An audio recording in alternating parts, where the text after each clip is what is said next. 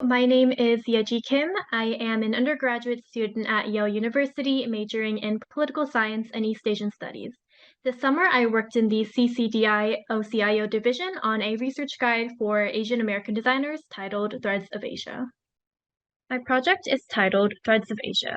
This research guide's audience is primarily Asian American designers and how they can use historically significant Asian textiles in the present day.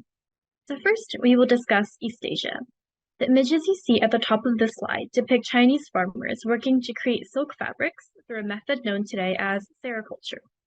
In 2nd century BCE, China was open to the West in what is known as the Silk Road for the trade of course, silk, but techniques and ideas as well. The image below is a more regionally centralized cultural garment called hanbok, which hails from Korea.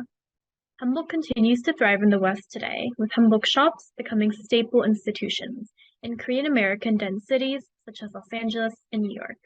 I found both these images in the library's Asian Reading Room digital collection. Next, Southeast Asia. Traditional textiles of Southeast Asia, which have been influenced by China and regions of South Asia as well, include woven shawls, blankets, and tube skirts.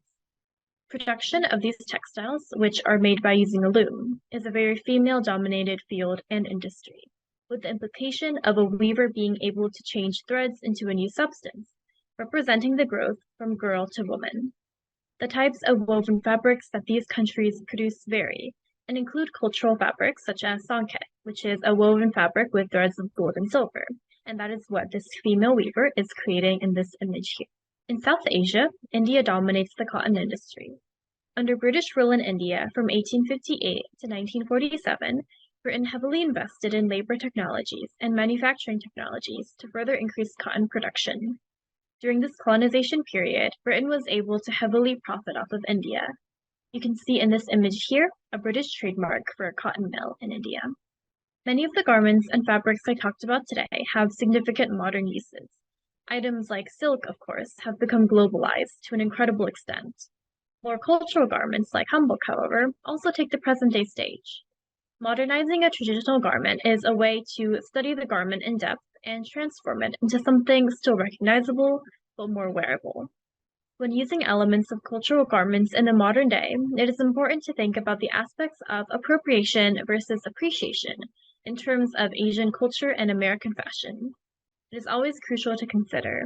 Is the point to appreciate and pay homage to the culture and context in which it is used, or because the fabric looked cool and the pattern fit into the style the designer envisioned? Finally, there are several main points I would love for you guys to take away. First is that the clothes we wear and the fabrics we see every day hold significant historical context and meaning, and they should be treated in a way that pays respect to them. I hope that in my presentation, you were able to leave with a slightly better understanding of the differences in appropriating a culture versus appreciating it. The library hosts a variety of materials and sources on this topic, both digital and in person, and I hope you can find inspiration in them as I was able to. Thank you so much for listening today, and thank you to the CCDI and Library of Congress.